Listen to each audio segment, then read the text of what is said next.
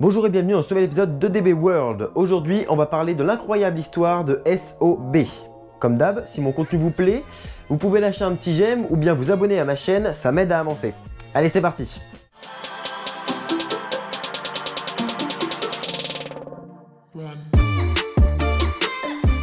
Dans cet épisode, je vais vous conter l'histoire hors du commun de ce coaster qui a pour nom Son of Beast. Elle est assez longue mais super intéressante. C'était une montagne russe en bois présente à Kings Island de 2000 à 2009. Et oui, 9 ans c'est très court. Kings Island est un parc qui se trouve aux États-Unis, à Manson dans l'Ohio. Il a ouvert en 1972 et il est géré par le groupe Cedar Fair. Son of Beast ouvre le 26 mai 2000 et elle est très imposante. La preuve, elle fait plus de 2 km de long, atteint une vitesse de 120 km/h avec une chute de 65 mètres et un rendement horaire de 1600 personnes. Bon, déjà c'est du bon gros wooden. En fait, le parc voulait marquer les esprits et c'est chose faite.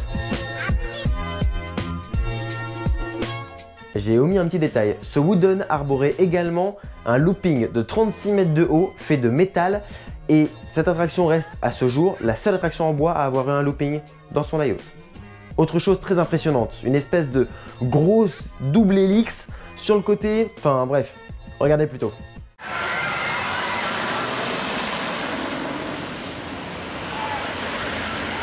Bon déjà, ça fait un bruit d'avion de chasse. Ensuite, vous avez vu la longueur et la puissance du truc. Non mais ce wooden c'était un monstre. Mais bon, vous vous en doutez, hein, il y a une couille quelque part. Donc on va voir ça tout de suite. Alors, avant de rentrer dans le vif du sujet, j'aimerais bien notifier mes sources. En fait, cette fois-ci, j'ai pris mes sources principalement d'une personne qui s'appelle Absimilliard. Elle est sur le forum Coaster World et ses posts sont juste géniaux et du coup, j'ai eu son autorisation pour réutiliser ces infos parce que celle que j'avais n'était pas tout à fait complète. Autre chose, je vais vous expliquer le cheminement d'une construction d'une montagne russe. Comme ça vous aidera à comprendre la suite de l'épisode. Il y a le designer, le concepteur et le constructeur. Alors en gros, le designer, celui qui fait le dessin, le concept art, qui imagine un peu qu'est-ce que pourrait faire l'attraction et avoir un premier visuel. Le concepteur, celui qui conceptualise ça, donc qui passe d'un dessin à quelque chose de beaucoup plus réel, beaucoup plus réalisable. Et ensuite, le constructeur réalise les travaux du concepteur et crée une montagne russe. Bon, faut savoir que ce que je dis, c'est très général, hein. Ça dépend beaucoup des sociétés et aussi un peu des époques.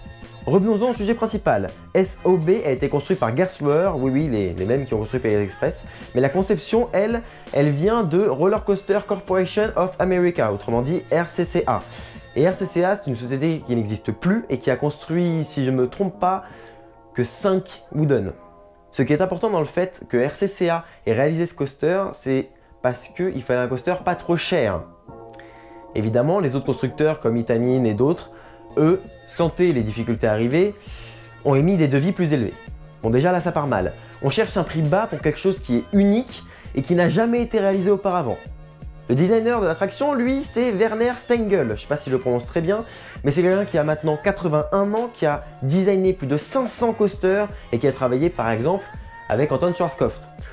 C'est un bon génie quoi. Werner, avec sa compagnie, car il a créé une société qui est très reconnue dans le monde des parcs, vont créer cette attraction SOB. Mais ils vont la designer un peu comme un style coaster, comme une montagne russe en métal, donc qui n'est pas du tout adapté pour une montagne russe en bois. C'est donc là que ça se gâte vraiment. Durant la construction, il y a un effondrement d'une partie de la structure. Rien de bien grave, mais rien de bien rassurant non plus. Ensuite, il faut savoir que les wagons, une fois reçus, sont bien trop lourds. Il y a 6 wagons de 6 personnes chacun.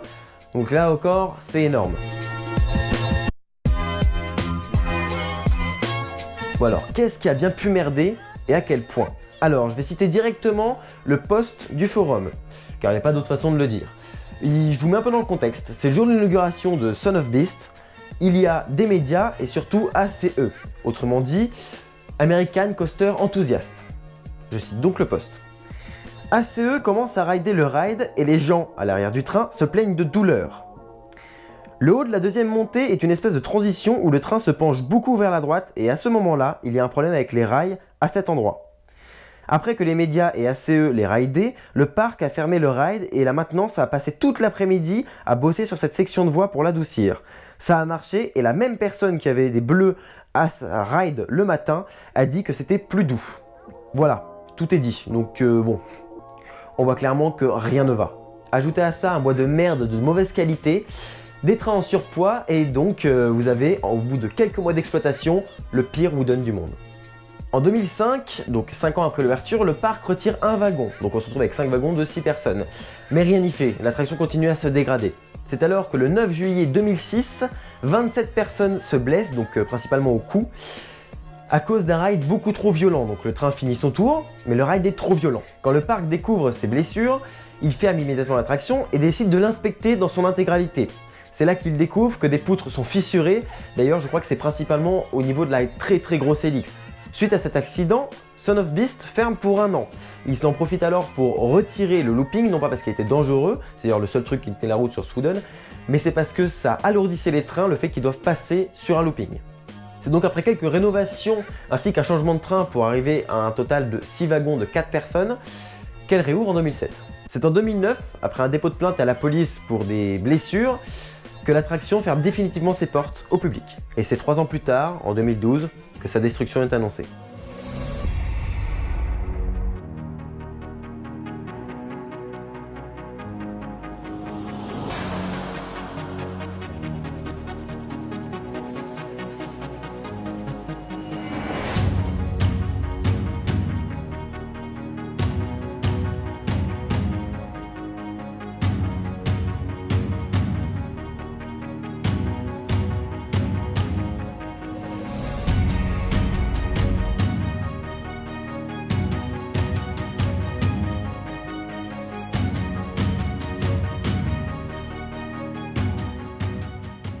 À présent, c'est Banshee qui se trouve à la place de SOB.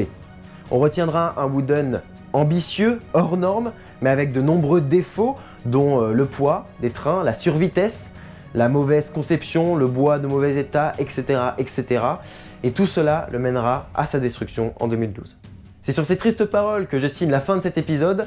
Je vous remercie de l'avoir suivi jusqu'au bout, je vous dis à bientôt pour un nouvel épisode de DB World. D'ici là, soyez enthousiastes, salut!